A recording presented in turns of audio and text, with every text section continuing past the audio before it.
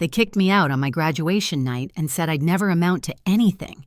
I can still feel the sting of that sentence sharp enough to split the person I was from the woman I'd have to become. I left with a suitcase, a soaked gown, and a promise to myself, survive, first rise later. 11 years later, I walked into my sister's wedding. The room froze. Her husband stared at me and asked, "You two know each other?" I smiled. Too well. But the real surprise wasn't his question.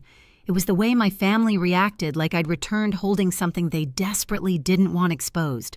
Most people talk about childhood like it's a warm place they can walk back into whenever life gets hard. Mine was more like a hallway, narrow, echoing, and lined with doors that only opened for my younger sister, Grace. If you've ever grown up as the responsible one, you know the script.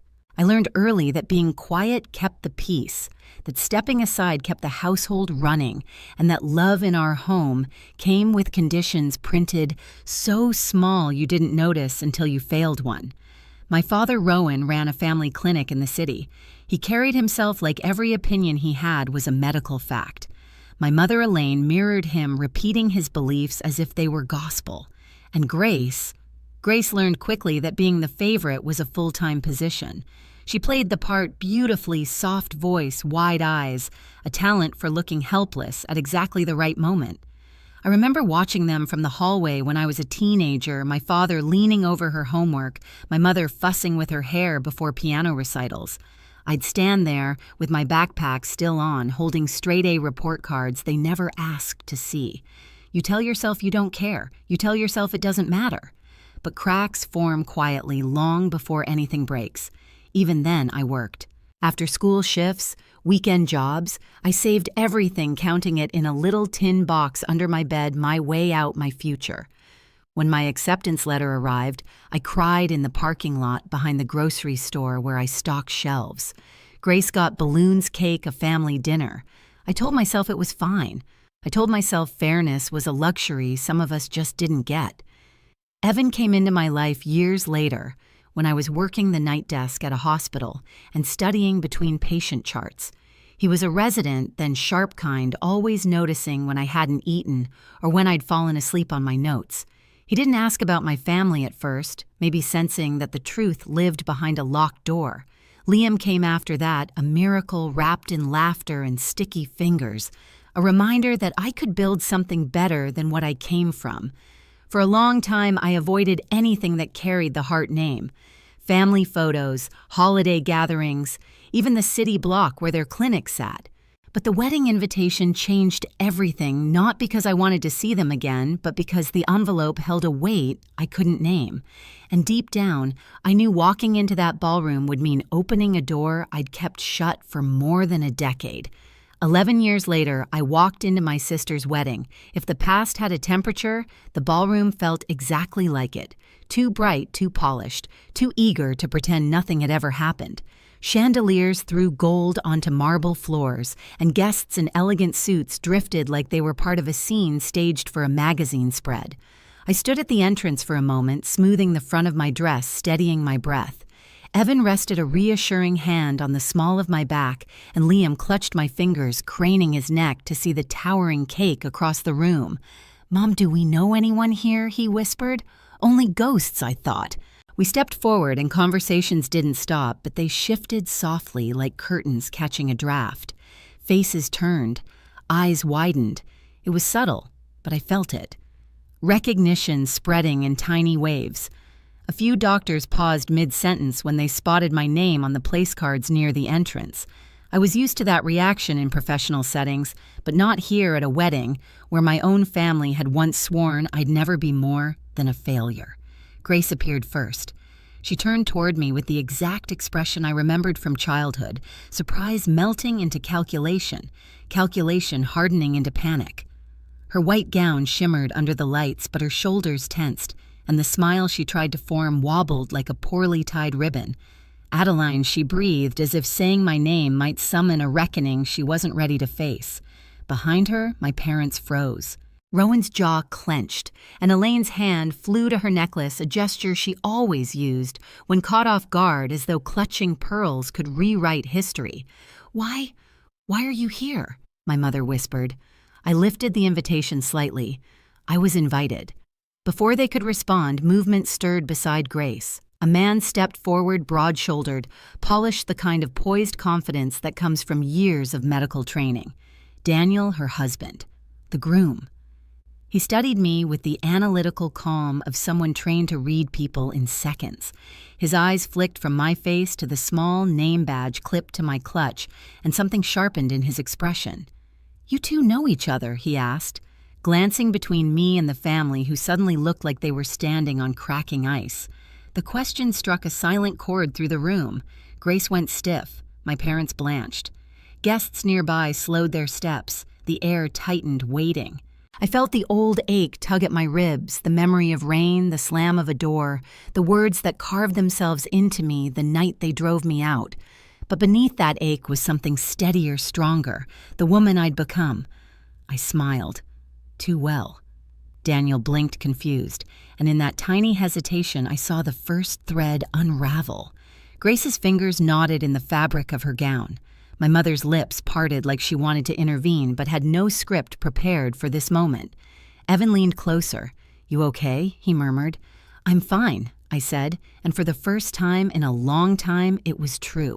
Because I could feel something shifting, not loud, not chaotic, but quiet and inevitable, like pressure building beneath glass. And deep down, I knew this was only the beginning. Grace tried to recover first. She let out a shaky laugh, the kind she used to give teachers when she hadn't read the assigned chapters. "We just haven't seen each other in ages," she said, reaching for Daniel's arm like she needed an anchor. Daniel didn't lean into her touch. Instead, he kept studying me with the kind of curiosity that made Grace visibly uneasy. "Your last name is Hart," he said thoughtfully. "So is hers. But she never mentioned—" "She doesn't like talking about the past," my mother cut in sharply. "Today is a happy day. Let's focus on that." But her voice trembled and Daniel noticed. He turned to Grace again, slower this time, more deliberate. "Why didn't you tell me you had an older sister?" Grace opened her mouth, closed. It opened it again. It just never came up. The weak answer hung between them like smoke.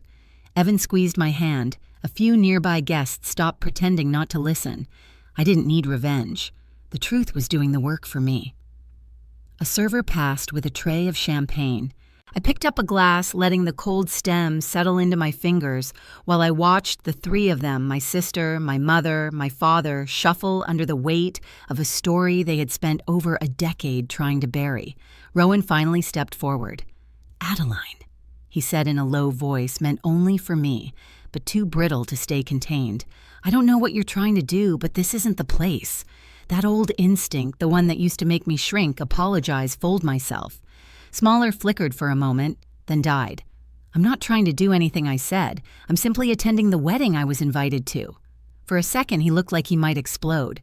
Then he caught Daniel watching him recalibrated and forced a smile so tight it looked painful. "Let's all take a breath," Daniel said carefully. "I'm just surprised.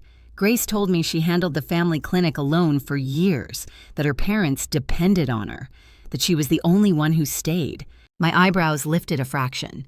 "Is that what she said?" Grace paled. The room seemed to shift around us, tiny changes in posture, glances exchanged, whispers forming. Evan's practiced calm beside me became a grounding force. Liam tugged my dress. "Mom, can I get cake yet?" "Soon," I whispered. Grace stepped closer, her voice lowered to a hiss only I could hear. "Why are you doing this? Why show up now?" "I didn't know I needed your permission," I replied. Her eyes pooled with panic, not guilt panic. The kind a person feels when the facade is slipping and there's nothing left to hold on to. Moments later, she disappeared into the hallway, heels clicking too fast for a bride. Elaine followed. Rowan lingered, glaring at me like I had reached out and snapped the life he'd constructed for Grace. But all I had done was walk in the door. Evan nudged me gently. "She's unraveling," he murmured. "No," I said softly. "She's revealing." And when I finally followed her to the restroom hallway, I knew something had shifted inside me. I wasn't that drenched 18-year-old anymore begging to be believed. I was the one they should have feared losing. I found Grace in the restroom hallway gripping the marble counter as if the room were tilting.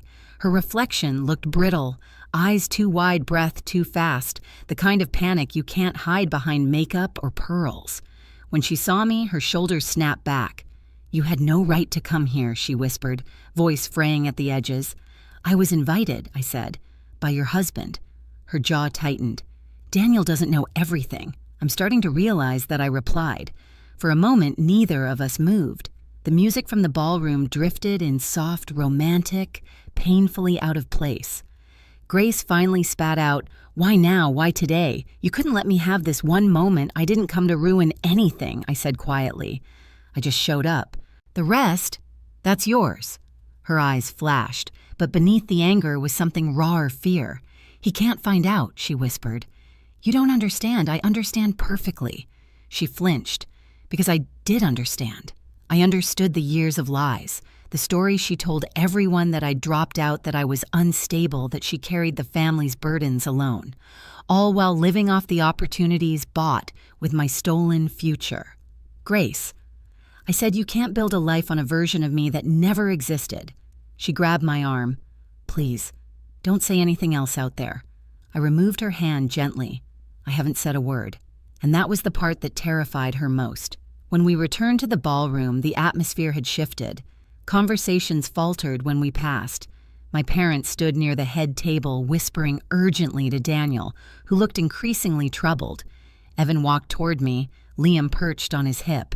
"People are asking questions," he murmured. "Let them," I said. We returned to our table just in time to hear a doctor from one of the major hospitals greet Daniel warmly, then turn to Grace. "You worked at your family's clinic for how many years again?" Grace straightened, forcing a bright smile. "Oh, I've been managing everything since college." The doctor nodded politely. "And where did you study again? I remember Daniel mentioning Stanford." Grace cut in quickly. "I completed a specialized track." The doctor paused. "Really? I collaborated with faculty there for 5 years. I don't remember that program." Daniel stiffened beside her. I felt the moment the thread snapped. He turned to her slowly. "Grace, which professors supervised your program?" Grace's lips parted soundlessly. Rowan jumped in. "This is ridiculous. Today is supposed to be about joy." Elaine placed a trembling hand on his arm. "Let's not do this here." But Daniel was no longer listening to them. His attention was locked on his bride. "You lied," he murmured. "Did you ever even attend Stanford?" Grace's breath hitched. The room fell into a hush so absolute it felt like gravity shifted. I didn't step forward. I didn't interrupt. I simply watched the same way a witness watches a building sway before it collapses under its own faulty beams. Daniel exhaled sharply. "Grace, who is she really?" He nodded toward me. "You said she was unstable. You said she cut the family off. You said I had to—" Grace broke in the words, tumbling out. "If I didn't, they would have looked at her, not me." "You don't know what it was like." Her voice cracked, and suddenly she wasn't angry anymore. She was unraveling. "She's always been smarter," Grace whispered. "Always. Everyone favored her. Favored me," I repeated softly. "Grace, they threw me out." There it was. The truth she'd never wanted acknowledged. Not publicly, not with witnesses who would remember. Rowan stormed forward. "Enough. You will not take attention from your sister's day." I met his glare calmly. "I'm not the one taking attention." Daniel faced him. "Is it true? Did you kick her out on graduation night?" Rowan's nostrils flared. "She was ungrateful. She refused to help at the clinic. That's not what you told me," Daniel said quietly. "You said she left because she couldn't handle responsibility." Grace squeezed her eyes shut. I felt my own pulse steady. This wasn't revenge. It was revelation. "In fact, Daniel continued, the records from your clinic don't align with what Grace has told me. I saw her name listed only as a receptionist, nothing more." Elaine paled. Rowan took a shaky step back. And just like that, the structure they'd built, the narrative they'd depended on for 11 years began to crumble. Daniel turned to me. "And your name appears on the early administrative systems, training logs, billing correspondence. Why would she be listed there?" I held his gaze. "Because I used to help run the place." Grace's breath caught. "I didn't think you'd remember those. I remember everything I said." There was no anger in my voice, Only truth, and that truth drew every eye in the room. Daniel looked devastated. "Why would you hide this from me?" Tears spilled down Grace's cheeks. "I didn't want to lose you. You lost me the moment you lied," he said. He stepped away from her just a few inches, but enough that everyone saw. A tremor of whispers rippled around the room. Liam tugged my hand. "Mom, are you mad at that lady?" I knelt. "No, buddy, just sad," he nodded solemnly. "People shouldn't lie." Daniel approached me slowly. "Adeline," he said, his voice low but steady, "how much of what they told me about you was false?" "Most of it," I answered. Rowan lunged forward. "Don't listen to this." He didn't finish. A man from the investigator's office had stepped into the ballroom, one of the quiet figures who'd been tracking the financial inconsistencies I'd reported months earlier, without malice, without commentary, just facts. The sight of him made Rowan go rigid. Elaine swayed. Grace let out a small, broken sound. I didn't move, didn't speak, didn't smile. Justice doesn't always arrive loudly. Sometimes it walks in the door and simply stands there long enough for the guilty to recognize themselves. Rowan swallowed hard. "This is a private event." The investigator spoke calmly. "I won't disrupt the reception. I'm here only to deliver documents regarding the clinic's billing practices. They should be reviewed promptly." He held out the envelope. No one reached for it. Finally, I did. Not to claim it, just to hand it back to Rowan. "You should open this," I said softly. The room was so quiet I could hear the fragile tremor of paper as he took it. Evan stepped beside me, his presence warm and grounding. Liam leaned into my legs, sensing tension, but not quite understanding it. Daniel looked at me with something like respect softened by regret, sharpened by truth. And Grace? She sank into a chair, her gown pooling around her like a fallen curtain, hands shaking as she stared at the life she'd built on borrowed pieces. I didn't feel victory. I felt release. Daniel exhaled once more. "You two know each other," he whispered again, the same words as earlier, but laden with a very different meaning. I smiled gently. Too well. And this time the room understood exactly what that meant. The wedding ended in a silence no music could repair.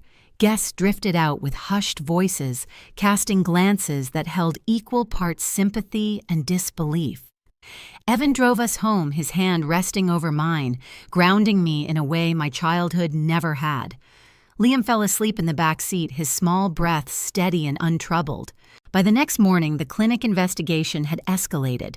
I didn't push it forward. I simply responded to the request for old records, nothing more than the truth they had once forced me to carry alone.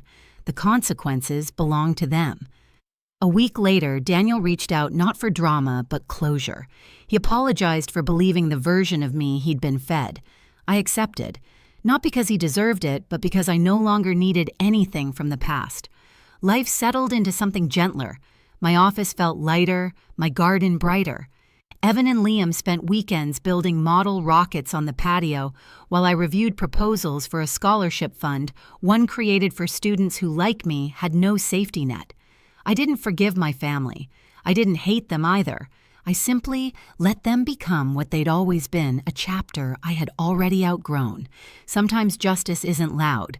It's the quiet certainty that you walked away whole while the truth finally caught up to the people who tried to break you. I built a life they can't touch, a family they can't rewrite, and a future that belongs only to us. If this story resonated with you, share your thoughts below. And don't forget to subscribe for more real, soul-deep family stories.